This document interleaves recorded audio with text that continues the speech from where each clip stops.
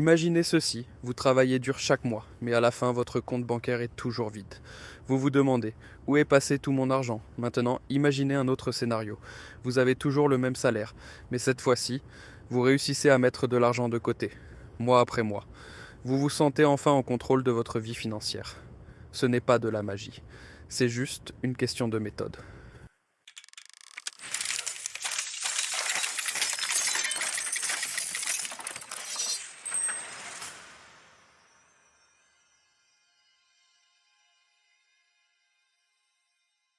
Bienvenue. Dans cette vidéo, nous allons découvrir 3 astuces puissantes pour épargner efficacement, même avec un petit salaire. Si vous pensez que votre salaire est trop bas pour épargner, restez jusqu'à la fin. Vous découvrirez que ce n'est pas le montant qui compte, mais la stratégie. C'est l'une des règles d'or les plus puissantes de la gestion financière personnelle. Beaucoup de gens attendent la fin du mois pour épargner ce qui reste. Mais dans la réalité, il ne reste souvent rien du tout. Les dépenses imprévues, les sorties, les petites tentations, tout finit par grignoter votre salaire. Pour mieux comprendre pourquoi il est essentiel d'adopter cette méthode, nous avons réalisé une vidéo YouTube intitulée Pourquoi l'épargne ne suffit plus en 2024. Vous y découvrirez les raisons pour lesquelles il faut repenser votre approche de l'argent. De plus, dans une autre vidéo appelée Combien devriez-vous épargner chaque mois, Swing nous expliquons comment calculer le montant idéal à mettre de côté selon votre situation. La solution? Changez l'ordre des priorités. Dès que votre salaire arrive, avant de payer vos factures, vos courses, ou même votre loyer, mettez de côté une petite part pour vous-même. C'est ce qu'on appelle l'épargne automatique. Même si ce n'est que 5 à 10% de vos revenus, cela crée une habitude puissante. L'effet cumulé est magique. Exemple, si vous mettez 200 € de côté chaque mois, en un an, vous aurez 2400 €. Ajoutez à cela des intérêts, même faibles, et vous commencerez à construire une vraie sécurité financière. L'essentiel, ce n'est pas le montant, c'est la discipline. Et ce réflexe d'épargner avant de dépenser, pas l'inverse, peut transformer totalement vos finances sur le long terme. C'est une méthode simple et efficace pour gérer un petit revenu sans trop se compliquer la vie.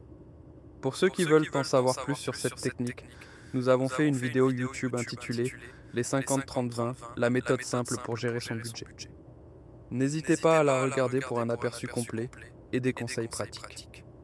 En résumé, cette règle répartit votre revenu ainsi. 50% pour les besoins essentiels, loyer, nourriture, transport, facture. 30% pour les envies, sorties, loisirs, shopping. 20% pour l'épargne. Même si vous ne pouvez épargner que 10% pour le moment, commencez par là. Si jamais 50% ne suffisent pas à couvrir vos besoins essentiels, vous pouvez temporairement réduire la part consacrée aux envies jusqu'à amélioration de votre situation. Pourquoi épargner? Pour voyager, acheter une voiture, monter un projet, sortir de l'endettement. Quand vous avez un objectif clair, l'épargne devient motivée, pas forcée. Astuce. Imprimez une image de votre objectif et collez-la près de votre lit ou sur votre téléphone. Chaque fois que vous hésitez à dépenser, regardez cette image et demandez-vous: est-ce que cette dépense m'éloigne ou me rapproche de mon objectif?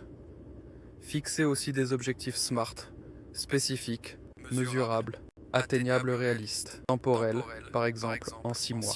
Cela vous donne une direction claire et vous motive à rester discipliné. Épargner simplement pour épargner peut rapidement devenir décourageant, surtout quand le salaire est petit et que les dépenses s'accumulent. Pour que l'épargne soit durable et agréable, il faut absolument lui donner un sens précis, un but clair qui vous motive vraiment. Prenez un moment pour réfléchir profondément à la raison pour laquelle vous souhaitez mettre de l'argent de côté. Posez-vous la question essentielle. Pourquoi est-ce que je veux économiser? Est-ce pour réaliser ce voyage de rêve que vous avez toujours voulu faire? Lancer un petit business ou un projet personnel qui vous tient à cœur? Acheter un ordinateur, suivre une formation pour améliorer vos compétences, ou même une voiture pour faciliter vos déplacements?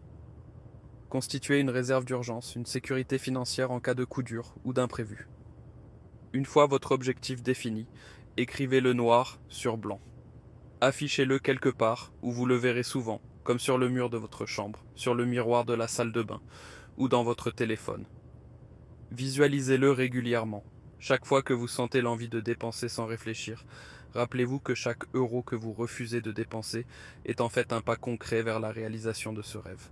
Cette méthode transforme l'effort d'épargne en une aventure motivante, car vous savez exactement pourquoi vous le faites, et non pas juste parce que c'est conseillé.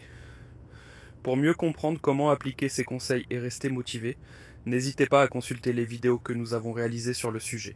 Elles vous apporteront encore plus de clarté et d'inspiration.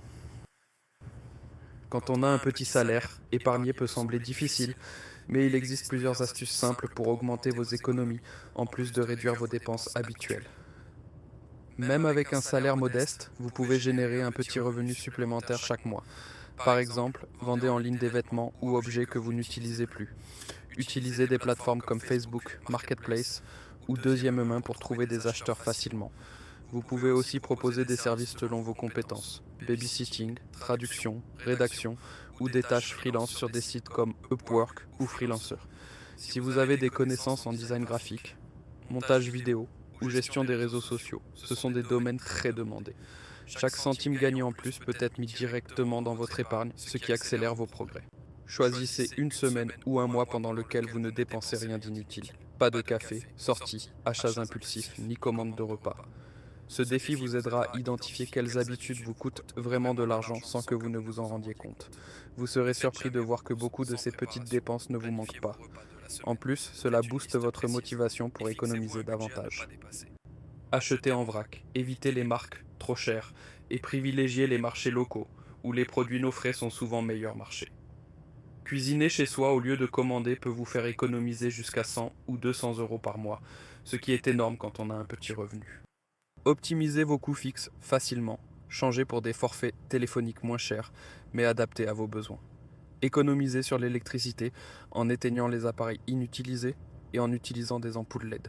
Partagez les abonnements, Netflix, Spotify ou autres avec vos proches pour réduire le coût. Ces stratégies supplémentaires sont autant d'outils puissants pour vous aider à épargner davantage, même avec un petit salaire. Elles demandent un peu de discipline et d'organisation, mais les résultats peuvent transformer votre vie financière. Vous construirez petit à petit une base solide, une sécurité pour l'avenir, et peut-être même les moyens de réaliser vos rêves. Avoir un petit salaire n'est pas une excuse pour ne pas épargner. Ce qui compte, ce n'est pas combien vous gagnez, mais comment vous gérez ce que vous gagnez.